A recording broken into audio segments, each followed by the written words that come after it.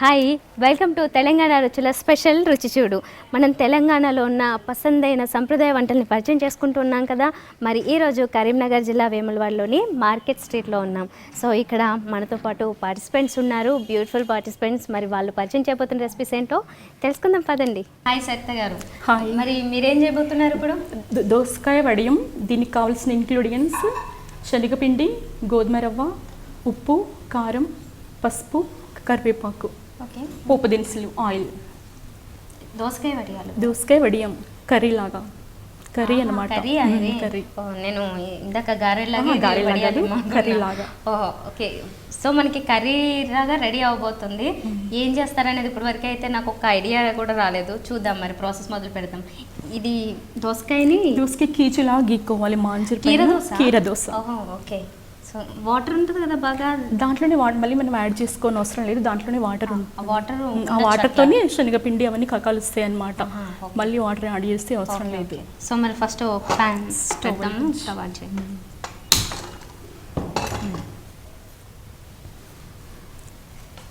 కొద్దిగా ఆయిల్. ఇది తెలంగాణ వంట? ప్యూర్ తెలంగాణ వంటకం, మన బామ్మల కాలం నాటి వంటకం ఇది. అవునా? ఓకే, ఎందులోకి సూట్ అవుతుంది బాగా? అన్నంలోకి, చపాతీలోకి, దేనికైనా బాగుంటుంది. మీకు దేంట్లోకి ఇష్టం ఇది? రైస్లోకి ఇష్టమా? ఓకే. జనరల్గా మీకు ఈ నార్త్ ఇండియన్ స్టైల్లో ఫుడ్స్ ఎక్కువ ఇష్టపడతారా, సౌత్ ఇండియన్? మన తెలంగాణ రుచులు ఇష్టపడతారు అన్నమాట. ఓకే, హీట్ అయినట్లుంది కదా. ఇప్పుడు పోపు దినుసులు కొన్ని. అంటే దీంట్లో కొద్దిగా ఆయిల్ ఎక్కువే పడుతుందా? మామూలుగా దాని క్వాంటిటీని బట్టి ఆయిల్ వేసుకోవాలి. ఓకే, సో మీరు ఎప్పుడు నేర్చుకున్నారు ఇది మరి? అంటే మా పిన్ని గారి దగ్గర. మా పిన్ని గారు వాళ్ళ అమ్మగారు చేస్తే తను నేర్చుకొని నాకు నేర్పించారు. తను చేస్తే నేను చూస్తాను అనమాట. పెళ్ళి ఎంతకాలం అవుతుంది మీకు? 12 years. 12 years. ఓకే, పిల్లలు? 2 అమ్మాయిలు. 2 అమ్మాయిలా? ఓకే, 2 అమ్మాయిలతో మీకు ఎలా ఉంది? అంటే కష్టంగా ఉంది? చాలా బిజీగా ఉంది. బిజీగా గడుపుతారు అనమాట. చిన్న పిల్లలైనా ఇద్దరు? పెద్ద పాప 7th class, చిన్న పాప 2nd class. 2nd class. 7th, 2nd class చదువుతున్నారా? ఓకే, ఇది మారుతున్నట్లు ఉంది. దీంట్లో ఏమైతే నెక్స్ట్ కరివేపాకు, నెక్స్ట్ కీర దోస. వెంటనేనా? వెంటనే. కొద్దిగా పసుపు, వెంటనే సాల్ట్, కారం,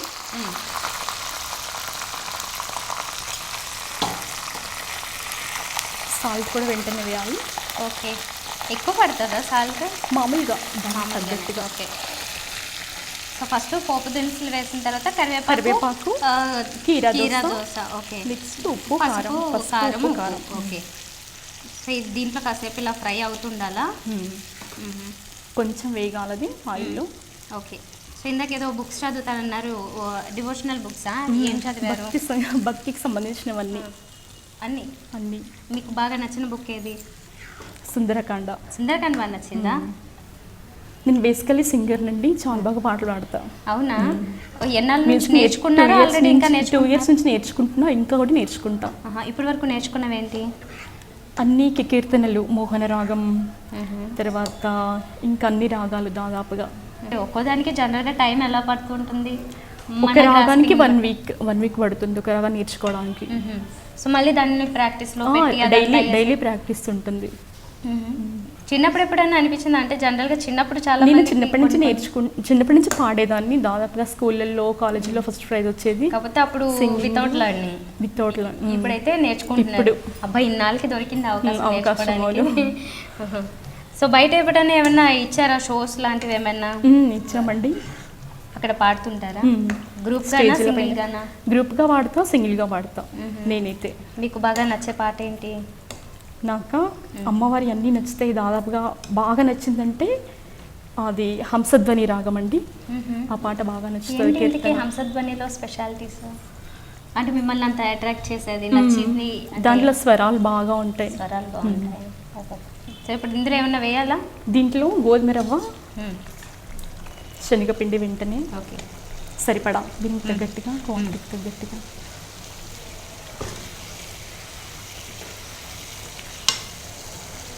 సరిపోతుంది. అదేంటి ఫస్ట్ వేసింది? గోధుమ రవ్వ అండి. ఓహో, ఓకే. డైరెక్ట్గా అట్లా వేస్తారా? ఉప్మాకి వాడతాం కదా అది. ఓహో, కర్రీలో కూడా వాడతామా? దీనికి ఈ ఐటెంకి ఇది బాగుంటుంది అనమాట. ఓకే. విడిగా కావడానికి. ఇది శనగపిండి కదా? శనగపిండి. సో వాటర్ అంతా మనకి ఆల్మోస్ట్ కవర్ అయిపోతుంది కదా? దీంట్లో ఆల్రెడీ వాటర్ ఉంటుంది కాబట్టి వాటర్ వేయాల్సిన అవసరం మనకి లేదు. కొంచెం దగ్గర అయిపోతుంది. Easy process. ఎక్కువ అసలు ఐటమ్స్ వాటర్ కూడా అనేది యాడ్ లేదు చేయాల్సిన లేదు అవసరమే వాటర్ లేదా అవసరం లేదు. మొత్తంగా? మనం సొరకాయ గుజ్జు తీసుకున్నాం కదా, సొరకాయ కాదు, దోసకాయ. కీరా దోశ. దాని ప్లేస్ లో వేరే ఏదైనా ఆప్షనల్ ఉన్నాయా మనకి? బీరకాయ, సొరకాయ కూడా వేసుకోవచ్చు అండి. సొరకాయ దాంట్లో కూడా ఆయిల్ ఉంటుంది, అది వాటర్ ఉంటుంది కదా, అది కూడా యాడ్ చేసుకోవచ్చు దీంట్లో. జన్న నేను కర్రీస్ లో అసలు ఎప్పుడు చూడలేదు. ఐ మీన్ ఎప్పుడైనా సాంబార్లో కొంతమంది వేయడం చూసాను, బట్ కర్రీని కంప్లీట్ గా దీంతో చేయడం అనేది మాత్రం ఫస్ట్ టైం చూస్తున్నాను. చాలా బాగుంటుందండి టేస్ట్ కూడా. ఓకే. ఏమన్నా వెజిటబుల్స్ అవైలబుల్ లేకపోతే కీరాతో కూడా చేయొచ్చు అన్నమాట. నాకు ఇప్పుడే తెలిసింది. బాగుంది వెరైటీగా, చాలా టేస్టీ కూడా ఉంటుంది. అవునా? ఓకే.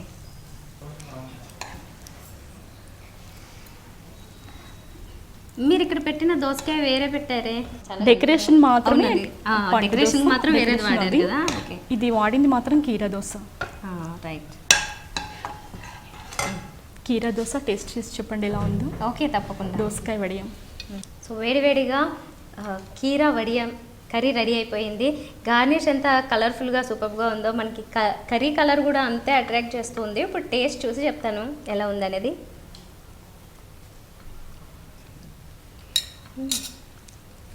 చాలా డిఫరెంట్గా ఉంది అసలు.